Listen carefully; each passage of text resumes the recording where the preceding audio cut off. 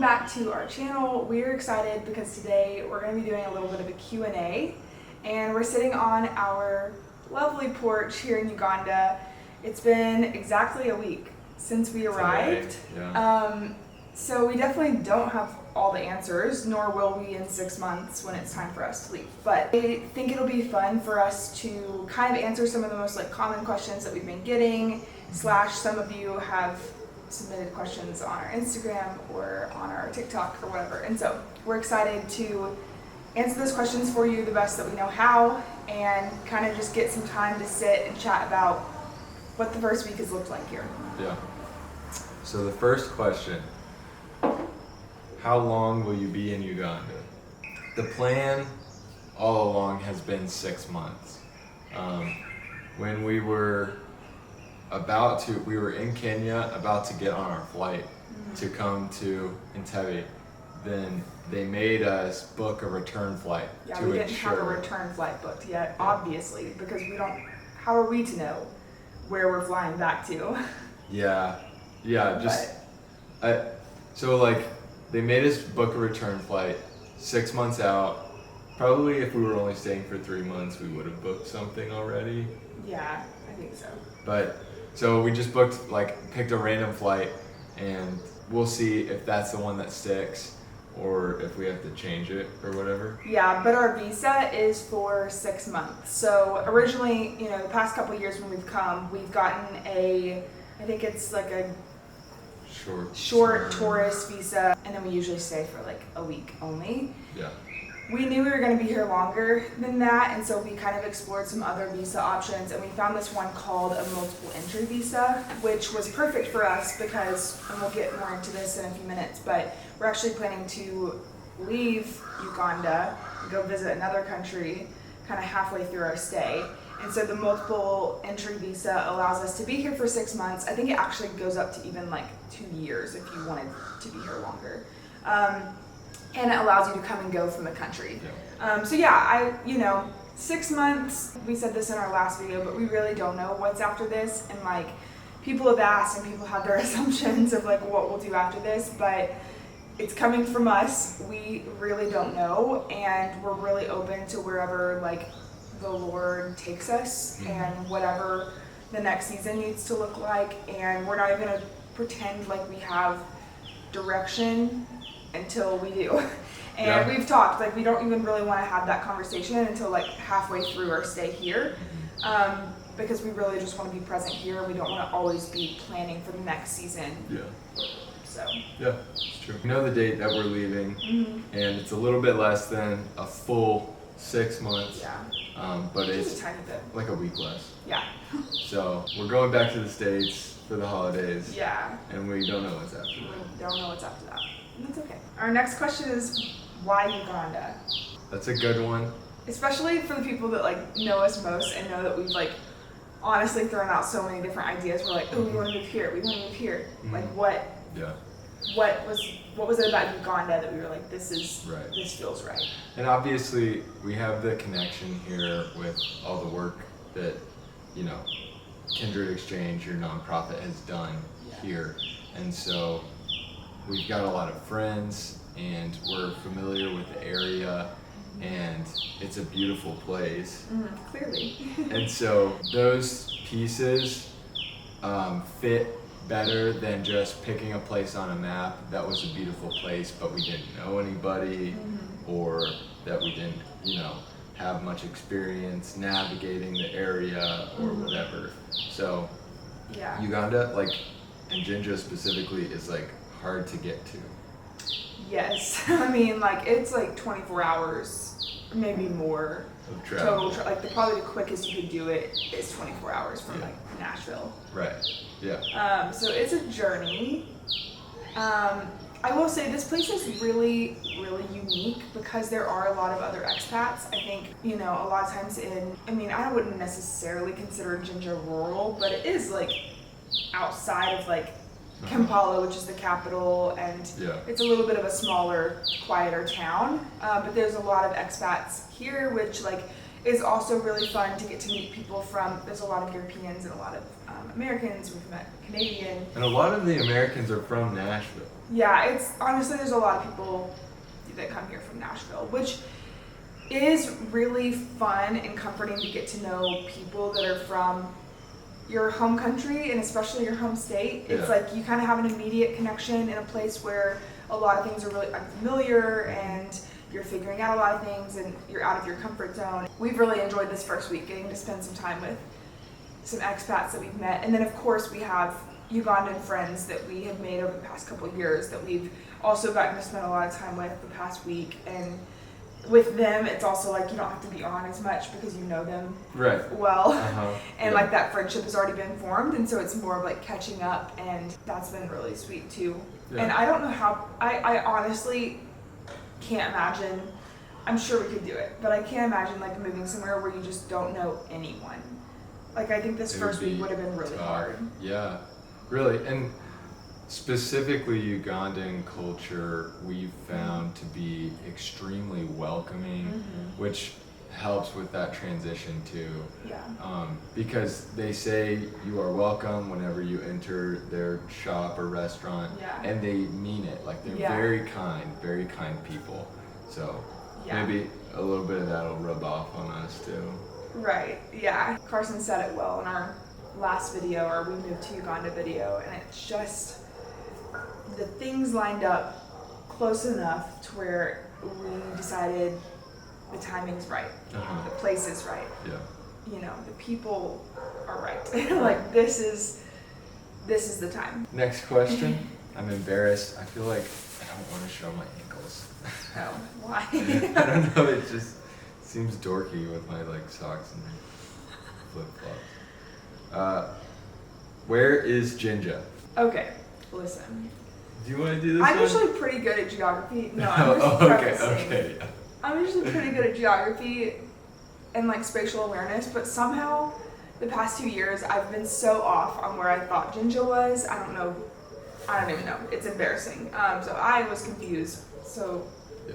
Carson can take this one. Yeah. I'm not making any promises in the editing. I don't want to necessarily make more work for myself, but if I'm editing this video and I decide to put a map on here, then it might help a little bit. First things first, it's Africa, Yeah. not, Someone thought South America, which is like, I don't know. yeah, so it's Africa. It's Africa. And it's kind of right in the middle as far as latitude. So the equator, I think, actually creates like the bottom border for Of part of Uganda. It's situated right above Lake Victoria for the most part. So Kenya, Tanzania, Rwanda, Burundi, and Uganda are considered East Africa. And so in that little pocket right above Lake Victoria is where Uganda is. Kampala and the airport city Entebbe is like the main populated hub. And then about 3 hours to the east is where Jinja is. So it's right on the water, right at the source of the Blue Nile, I believe, which is one of the two tributaries to the Nile River that we all know. Yeah, you can actually like take a boat ride onto Lake Victoria over to where the Nile River starts, and Jinja is kind of known for being like, well, I think there's other places that try to claim the source of the Nile, but Yep, Jinja's one of them. definitely. Of like, this is the source of the Nile, and it's honestly pretty underwhelming. Like, it's cool to take the boat ride, but you get out there and they're like, it's the source, and you just see like the tiniest. You're like, is it a little swirl of water where it's like going into the river? I don't know. It's a beautiful boat ride though. Yeah. But I mean, you can imagine an enormous lake turns into a big river. Like, there's not that much. Yeah. You can start to see a little bit of motion in the water. that's about it. It's nothing crazy, but it's also like cool to say that you saw it. Oh, totally. And there was a gift shop they plopped right there next to the little swirl. Uh-huh. It's like floating, and you can pay triple what you would pay in town for the same exact little trinkets. So it's a nice climate because it probably should be warmer here, but I think being close to the lake helps a little bit with that, and so it's a little tropical pocket. We have in the apartment we're staying in. There's some books about birds and trees and shrubs in East Africa, and so I've been reading about the geography and the I don't know, the climate and the trees and that kind of stuff in the area, and so it's interesting. It basically, like, most of the area of Uganda that we're in is considered rainforest. Oh, Yeah. you're so equipped for this question. Well, yeah, I enjoy this kind of stuff. So. Yeah. The next question. Okay, yeah, a lot of people have wondered like what kind of food we eat while we're here. There's a really big variety. Like in the past week, we've already had like Greek food and Mexican food, and we had Thai food last night. Yeah. There's like a deli that serves sandwiches and I mean just all kinds of stuff. Good coffee. Good coffee, Uh-huh. get great Indian food. So a huge variety. Again, because there are so many expats here, I think that there's a wider range of international foods, specifically in Jinja, out of like maybe even all of Uganda, Yeah. which is really nice. And a lot of American foods, like really good Yeah. burgers Oh. at a lot of places. Yes, which is nice when you kind of need like food that just tastes familiar. We are going to be trying like a local Ugandan restaurant with a friend. We were supposed to do it today, but plans always change here. So we're gonna do it next week, and I'm excited to find a place that serves good Ugandan food Uh-huh. because I haven't really, honestly, we've just eaten at a lot of the like really touristy places so far this week just because we've been with other expats and it's been familiar, but I'm definitely excited to find some Yeah. good Ugandan food. We can say the one typical Ugandan dish, it's like a really cheap breakfast, maybe lunch, yeah, we have called had this. Rolex. And it's basically like a tortilla, but it's called chapati, so thicker, and then eggs. And it's rolled up, and you eat it like a burrito. Yeah, it's like, it's an omelet, so they will put like onions and peppers and stuff in the omelet and cook the omelet, and then they'll put the omelet on top of the chapati, which is like like a thick tortilla, and then they roll it up together, and then it's kind of like a burrito thing. Yeah. It's so good. So we found a guy named Nicholas who sells Yeah. them for 2,000 shillings. We'll see if we can Which is, find anybody who sells them for cheaper, but I think that's a pretty decent.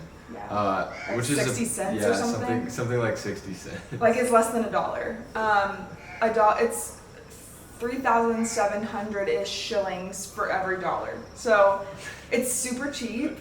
You'll find places in town that like charge more for them, like the resorts or like the nicer restaurants. But if you find like, a street vendor, basically, it's so cheap and such good food. And like, it's a full omelet, so it's like decent protein. So we've eaten that a handful of times this week just to grab something quick on the go. Yeah. And then the other thing is we've cooked a few meals at home. This is new because the past 2 times we've been here, we've like only eaten at restaurants because we're just here for a week.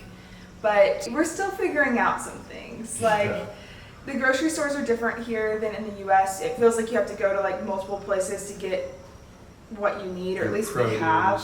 your meat, and then your kind of dry goods are all separated. Yeah, or they may be all together at like Central Market, but we Yeah. haven't gone to Central Market. Partially too because we're foreigners, I think we would get probably overcharged quite a bit at the Central Market, so we haven't like explored that yet.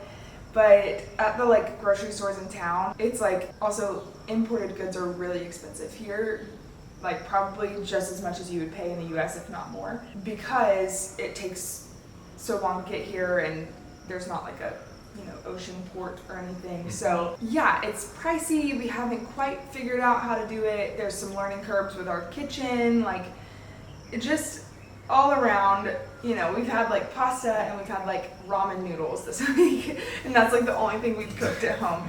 Yeah. So we got to meet with a woman a couple days ago who is going to come on Mondays and Thursdays and do some cooking for us. We found that that's really common to hire a cook to come in, and what's great about that too is she'll be able to get like the good prices in the Central Market on all of the produce and meat and everything, prices that we would not be able to get ourselves. Yeah. She'll get Ugandan prices, and then we'll be able to also kind of like offer her some extra income to come and cook for us a couple times a week. She basically can make anything. She was like, if I can find a recipe for it, I'll make like literally anything you want. And She's like, I'm well known around town Yeah. because I make good like Westerner food. Yes, she said not a lot of Ugandans can make really good Western food, but I can make really good Western food. Basically what she'll do is she'll just kind of batch make like a lot of stuff. So she'll make like tortillas for us and then like have like ground beef that we can make tacos one night. And she'll, you know, she's talked about like making cinnamon rolls that we can eat on for breakfast, but just make a lot of food that will last us like until she's able to come back. And then that way we're not eating out so much, because this first week we ate out a lot. Yeah, we have. Which it's like, it's fine. It's our first week, and eating out food is more like affordable here than in the US. So like, I think we're going to eat out here more than we would in the US, but. Yeah. And we're walking distance to a lot of places and a lot of people, so it's good time with people and stuff. Mm-hmm. Yeah, but we're really, really grateful for our cook, and she's coming tomorrow for the first time. So we'll definitely report back on how that goes. But our friend Lori recommended her, and she was such a sweetheart, and I'm just excited to get to have her even just come and spend time in our home and get to like know her better. Yeah. Oh, okay. I'll do this one. Yeah. How was the flight? Long. For me, yeah, so we fly to New York and then from New York to Nairobi, Kenya. So that's the long stretch. A lot of people like break it up and do like, I don't know, 8 hours to somewhere in Europe, Amsterdam, and then another 8-ish hours, something like that, to Entebbe. And so we do the whole 15-hour stretch, and then we just have a 1-hour flight from Nairobi to here. I enjoy long flights. I just like, I crank my seat back and I have a dozen movies downloaded, and I just chill the whole time and sleep as much as I can. And I have an easier time sleeping on the plane. He can sleep better than I can, like pretty much anywhere. I'm a little more specific about like my sleeping conditions, but honestly it wasn't bad. I was pretty nervous about it, especially because just like a month and a half ago we got back from Europe and we had a decently long flight going to Spain, and so I felt like I had done an international flight very recently, and I got really antsy on that flight. I don't know. And so I was just nervous for this 15-hour one. I was like, that's scary to even think about. But it honestly went really well, and I barely slept, but I downloaded some coloring pages to my iPad, which was like a game changer. Yeah. It's very fun. And then You probably, how many hours do you think you spent coloring? Like at least 7, I think. probably. It's fun. So It's really fun. So I kept busy, and then we had like a 3 to 4 hour layover in Kenya, but it wasn't too bad. It was like honestly a good amount of time to stretch our legs and get food. And then the flight from Nairobi to Entebbe is very short. Yeah. But then the other piece is the drive. Yes, yeah. So I have been asked if it's like a little tiny prop plane to get in. It's not. It's a full like jet. There's probably 100 people on that flight. Or, Yeah, the one from Nairobi to Entebbe. Yeah. So it's I mean, not it's a smaller tiny plane than like what we usually fly for like domestic flights in the US, but it's not much smaller. Yeah. And then the drive, I said earlier, it's probably about a 3-hour drive. It's not because of distance. It's because the roads are bad. The actual quality of the roads varies a lot, but then there's also traffic that's just insane. Like one wreck will turn it into a 6-hour drive. Yeah. So it is highly variable, and we got in at like 3:30, and then we're driving like during rush hour through the city to get out. So we made pretty good time. We've in the past had situations where we did not make very good time. Yes. And we hired an amazing driver that's connected to one of my friends, and so he was someone that my friend really trusts and that kind of set that up for us. And he was super communicative, like he wore a hat so that we would like be able to recognize him when we got to the airport. And he was such an amazing driver, such a great like conversationalist along the way. So I don't know where I'm going with that, but he was awesome. Yeah. A lot of people have wondered how we found a place to stay while we're here, which is a great question. And honestly, like by the grace of God, we found it because it really just, it was the first option that we explored and it just worked out. Yeah, and like we were saying earlier, it is made the whole experience so different that we know people here. Yeah. And that we know people who come here often because it was a connection that Abby had that connected us to another couple who lives in Tennessee and has a place here. And so we just called them on the phone. They didn't have any pictures of it or anything. No, it's a little bit of an older couple. They have kind of gotten into like missions later on in life, and they are just the sweetest. Like, we got to talk to them on the phone. They just sound amazing, and my friend Lori has just spoken so highly of them. But they rent this place year-round because they come over a couple times a year, and they want to be able to like have a place that they like, you know and can come directly to. So they're renters, and then we're subleasing from them for 6 months. The apartment itself is just perfect for what we need. It's a 2-bedroom, 2-bathroom, 3rd floor unit. There's only 3 floors, so there's 2 other like levels with families on those. So it's very quiet. It's tucked away kind of off the road. It's about a half-mile walk into town to the Source Cafe where we go like every single day. It's helpful that it's close to town, so we can walk if we need to, and we have walked most days. Yes. Which is nice. So it's a good location for us, but it is like a little bit of a retreat and like our own space to have for when we need to get some work done. Yeah. And I think that this couple usually comes more often, but maybe they aren't coming as much this year. They are coming in August. We're gonna be out of this place for like 3 weeks in August, but we've got like other plans in the works that we'll get into in a minute. So it works out really well, and we're just really grateful for them for being hospitable with their space, for letting it be our home for the next 6 months. Do you have a car? No. I honestly would be scared to drive here. I would need some time to keep learning the ways. So it is a little bit like seemingly more chaotic than you might be used to in the US. I don't think I've seen a stoplight. On the way here, I think they may have had a couple, but not in Jinja. But it's also on the left side of the road.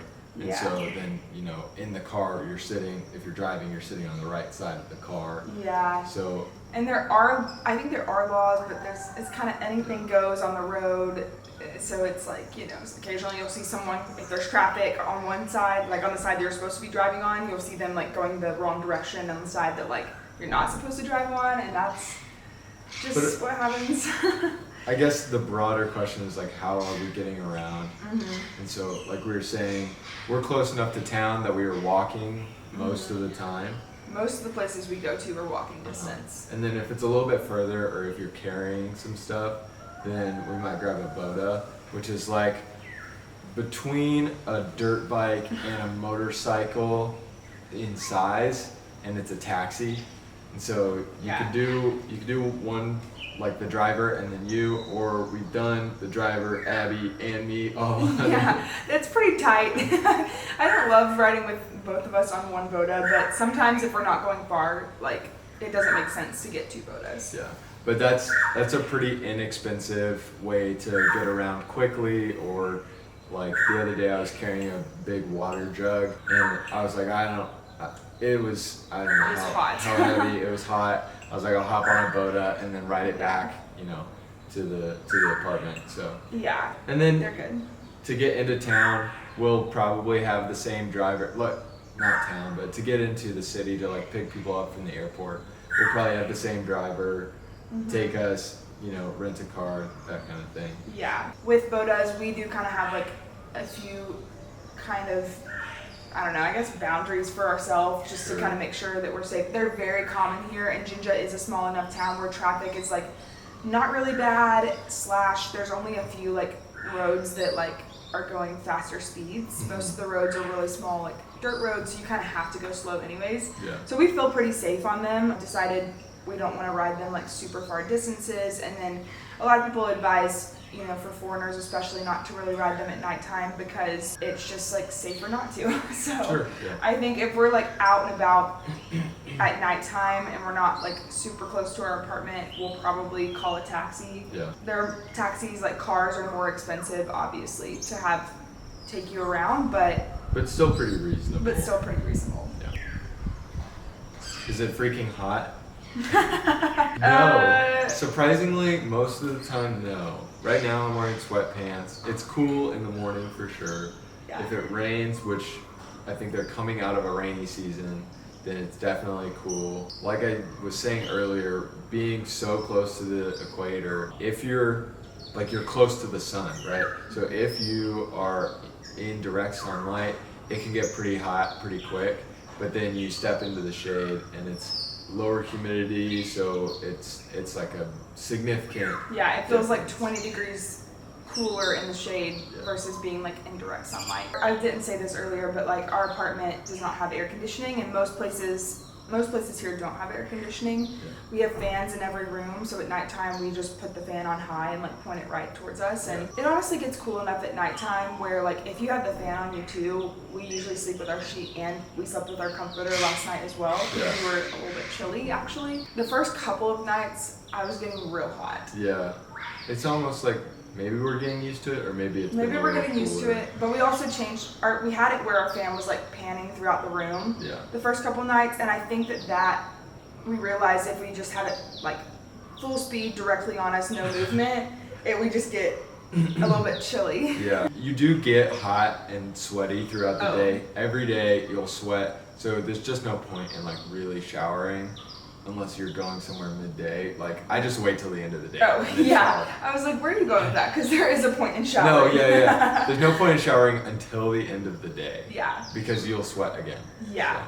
I feel so disgusting at the end of every night, but that's kind of just like part of it. It's very like dusty here because a lot of the like roads are like that red dirt that you kind of think of when you think of Uganda, and so like it just kind of stirs up when you're riding a boat or when you're walking around or whatever. It gets on your clothes.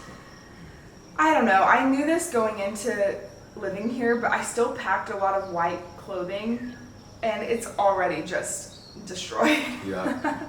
Which is fine. I was prepared that like a lot of the clothing that I packed coming here may just not be in the best condition afterwards, or might just be like my Uganda clothes. Yeah. I was waiting for that bird to pass, but he's just circling. Probably getting all the sounds of Uganda. Yeah. We have a lot of birds. We call this our tree house because we are just like up in the trees with all the birds. Next question. Are you going anywhere else in Africa? Which is a fun question, and I've been like alluding to it this whole time. We are going to Ethiopia in August. We're going to be spending like a week and a half to 2 weeks-ish. In August, when the couple that like rents this apartment year-round is coming to town, we're going to be out of their way, going to Ethiopia. We've both spent some time in Ethiopia. I've spent like months at a time in Ethiopia. It's definitely a place that's really close to my heart. Yeah, it's special. It's special. And there's an organization based out of there that we know the founders. Actually, if you've watched our channel, we did a vlog spending time at this glamping retreat called Nine Pines, and Kelly and Shane, the founders of Nine Pines in Kentucky, they also founded an organization called Ordinary Hero, and we're going to Ethiopia to do some videography work for them for Ordinary Hero, which will also just be so sweet to get to catch up with all of my friends that like I've made over the years there, and get to just spend time in Addis where we both have been able to go. And Ethiopia is just a really beautiful place. So just getting, you know, every time I've been there, I've had a pretty clear like goal, objective, things that I'm trying to get done. So I think it'll be nice. We'll get to go and like film, but also do some sightseeing. Have a little bit of time to just be with people and Yeah. see the pretty places and stuff. Yeah.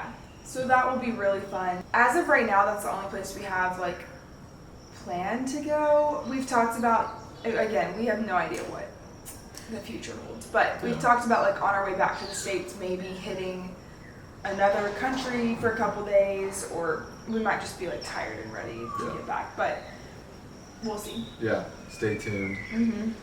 what will a normal week look like for you? This is our last question. Okay. Well, we're only 1 week in, Yeah. so like, I don't know. I'm sure that this week looks a little bit different than what a normal week will look like for us.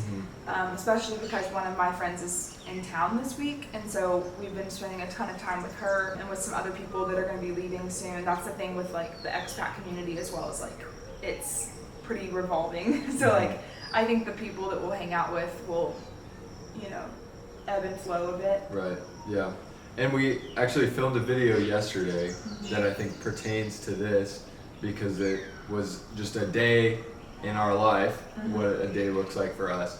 And the point, or the moral of that story is, you can make plans, they'll always change, something else will come up. If you have no plans, the day will still be filled with things. Yeah. So it's a little bit, everything is very variable. So Yeah, totally. I think Patrick's Oh, to pick you up? Yeah. We've got our driver here to pick Carson up, so we gotta wrap this up. Stay tuned for that video next week, because it's gonna walk you through what like a day in our life looked like this first week, and I'm sure we'll do more of those Yeah. along the way. Yeah. Thanks for watching.